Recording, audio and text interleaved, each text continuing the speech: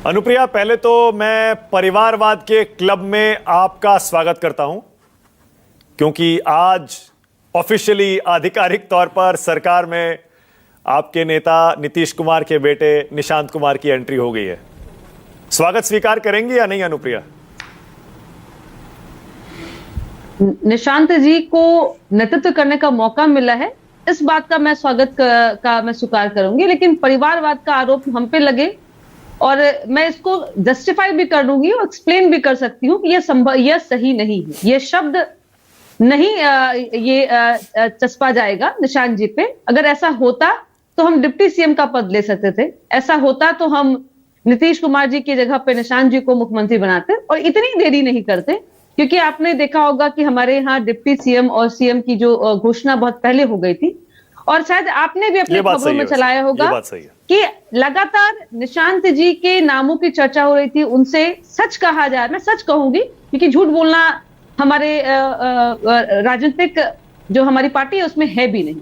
लगातार हम एक कार्यकर्ता के रूप में, पार्टी के रूप में मांग करते रहे कि आप नेतृत्व कीजिए, संगठन को भी आप आइए, सरकार में भी आइए। निशांत जी लगातार ठुकराते रहे, लेकिन अंतोगत्वा जब उन्होंने एक यात्रा निकाली, सद्भाव यात्रा, जो कि चंपारण की धरती से, सत्याग्रह की धरती से, जहां पे हमारे राष्ट्रपिता महात्मा गांधी ने उस जगह को चुना, और उस धरती पे जाने के बाद में और जनता की जो प्रेम और प्यार उन्होंने पाया, उसके बाद लगातार उस धरती पे भी उनसे कहा गया कि अब जो नीतीश कुमार जी की विरासत है, और विरासत मैं कहूंगी कि जिसका अर्थ यह होता है कि पूरे राज्य की जनता उनका परिवार है और न्याय के साथ विकास, इसमें कहीं ऐसा अवरोध ना आए, तो आपसे आग्रह है कि आप ज्वाइन कीजिए।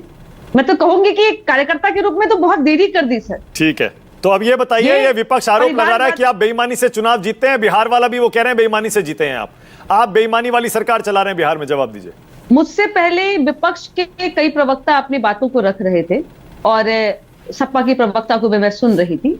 मैं कहूंगी कि अभी वर्तमान में जो चुनाव हुआ है, 2 दिन 3 दिन पहले रिजल्ट आया है, सिर्फ बंगाल में रिजल्ट नहीं आया साहब, 5 राज्यों में चुनाव हुआ था। आपने जिसमें अगर बीजेपी पे आप कहेंगे, एनडीए पे आरोप लगाएंगे, 5 राज्य हम चुनाव जीत जाते। अगर मशीनरी का इस्तेमाल हम करते तो वहां भी जीत जाते। उत्तर प्रदेश में जो आज समाजवादी पार्टी, जो एक तरह से लोकसभा चुनाव में बड़ी पार्टी उभर के 37 सीटें जीती है, 37, तो हम वहां भी हम सेंध कर लेते। अरे देखिए मानक जी, एक नीति होती है, एक नियत होती है, और जो महागठबंधन अपने आप में कह रहा है ना मानक जी, वो मैं डंके की चोट पे कह सकती हूँ कि ये महागठबंधन ना बनता अगर नीतीश कुमार जी इसकी पहल नहीं करते। लेकिन जो कहते हैं ना कि सत्ता की जो ख्वाहिश रहती है, या आपको केन आपको बने रहने की ख्वाहिश होती है, उस प्रकरण को याद कीजिए। लोकसभा जब चुनाव होना था और महागठबंधन का वो प्रारूप तैयार हो रहा था, उसमें ममता बनर्जी का याद कीजिए क्या उनका रोल था, लालू जी का रोल याद कीजिए आप,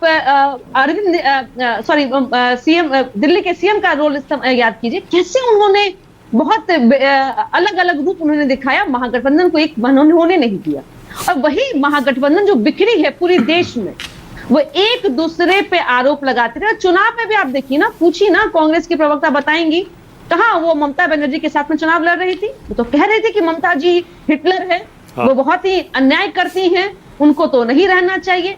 आज आप वो चुनाव हार गई, अरे आप उनके खिलाफ में आप ही ने प्रचार किया है, और आपकी देन है कि वहां पे एनडीए की सरकार बनी है। इसी को आप करते रहिए। नहीं, बीच में नहीं बोलेगा, बीच में नहीं बोलेगा मैडम, बीच में नहीं, बीच में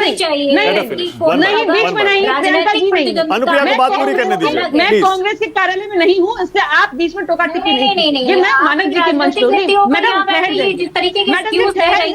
प्रियंका प्लीज बोलने एंड में, वैसे ही उनको एंड में मौका मिला है, प्लीज बोलने दीजिए। सुन देखिए, आपको सुनने से प्रेम है तो प्रेम बनाए रखिए, लेकिन इस तरह की ओछी राजनीतिक मत कीजिए। देश में लंबे समय से आपने देश की जनता आपकी शून्य हो चुकी है मैडम। मैं ऐसे डिबेट नहीं करती। बोलिए अनुप्रिया, बोलिए ओनली अनुप्रिया, बोलिए अनुप्रिया। भी नहीं बचा पाई मैडम। कांग्रेस ने लंबे समय तक देश में शासन काल किया है और कांग्रेस की नीति ने ही उसको सत्ता से बाहर की है। और कांग्रेस जो कि अपने आप में बहुत ही, मैं कहूंगी, हट धर्म से चलती है, वह कभी भी अपने सहयोगी दलों को, उसको जो क्षेत्रीय दल है, उसको कभी भी स्ट्रांग होने नहीं देगी। और समाजवादी पार्टी के प्रवक्ता को मैं आग्रह करूंगी कि अगर आप इसी तरह के कांग्रेस के पिछलग्गू बन के चलते रहेंगे जैसा कि आरजेडी ने किया था यहाँ पे, और ममता, मैंने आपके डिबेट में माना जी कहा था कि ममता बनर्जी अगर एसआईआर की प्रक्रिया पे जाएंगी माना जी तो चुनाव हारने वाली हैं। मैंने बहुत पहले कहा था, मैंने कहा भी था कि मैं भविष्यवक्ता नहीं बनूंगी। लेकिन जब कहते हैं ना कि जब आपको मौत जब आती है तो आप शहर की ओर जाते हैं, ये एक मुहावरा है, ऐसे कहते हैं। तो जब आपकी बर्बादी होनी होती है तो आप ऐसे प्रकरण में जाते हैं जहां पे देश की मशीनरी पे इस्तेमाल करते हैं। और मैंने पिछले डिबेट में कहा था ये बहुत विडंबना है कि हम इस देश में रह रहे हैं और इस देश के संविधान पे अगर हम सवाल उठाएं, इसके हम लोकतंत्र पे सवाल उठाएं, इसमें कार्य पे उठाएं। अनुप्रिया, आपने अभी कहा कांग्रेस की पिछलग्गू बनेगी, समाजवादी पार्टी तो हार जाएगी, तो उनको क्या इशारा कर रहे हैं आप? क्या उनको बुला रहे हैं, एनडीए की तरफ बुला रहे हैं, क्या कह रहे हैं?